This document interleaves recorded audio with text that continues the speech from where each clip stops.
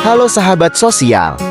Kali ini kita akan membahas tentang pembiasaan diri yang dapat membantu kita melestarikan lingkungan hidup.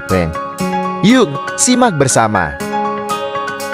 Pelestarian lingkungan hidup adalah suatu upaya yang bertujuan untuk menjaga kondisi lingkungan agar tetap terjaga dan dapat mendukung kehidupan secara berkesinambungan. Mari kita lihat beberapa contoh aktivitas pelestarian sumber daya udara, air, dan tanah. Yang pertama adalah pembiasaan melestarikan sumber daya udara. Untuk melestarikan kualitas udara, kita dapat mengurangi penggunaan kendaraan bermotor yang menghasilkan gas berbahaya dan menanam pohon di sekitar tempat tinggal kita untuk meningkatkan produksi oksigen dan menyerap karbon dioksida. Yang kedua adalah pembiasaan melestarikan sumber daya air. Air adalah sumber kehidupan. Kita bisa membantu melestarikannya dengan mengurangi penggunaan air saat mandi dan mencuci, memastikan tidak ada kebocoran pada pipa air di rumah, dan membuang limbah cair dengan benar.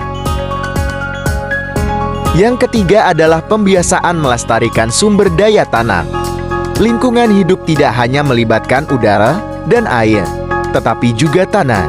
Untuk melestarikan sumber daya tanah, kita bisa menerapkan praktik pertanian berkelanjutan tanpa menggunakan bahan kimia berbahaya dan membuang sampah dengan benar. Mari kita beranjak ke zaman praksara.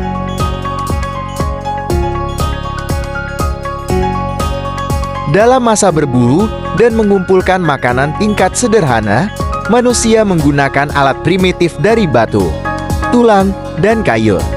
Zaman ini merupakan zaman Paleolitikum yang mempunyai peninggalan kebudayaan Pacitan dan Nyandong.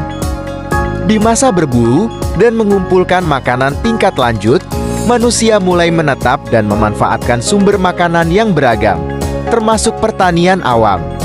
Kemajuan ini menciptakan masa Mesolitikum di mana jejak sampah dapur manusia ditemukan.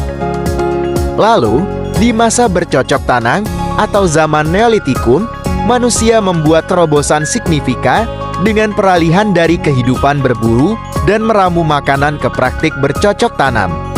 Ini ditandai dengan kemajuan teknologi dan pembangunan perkampungan. Dan yang terakhir adalah masa perundagian. Masa di mana membawa kemajuan teknologi dalam pengolahan logam dan pembagian kerja yang terstruktur. Mari beralih untuk mengenal leluhur bangsa Indonesia. Ketika kita membahas leluhur bangsa Indonesia, kita dapat melihat bukti linguistik, arkeologis, dan genetika.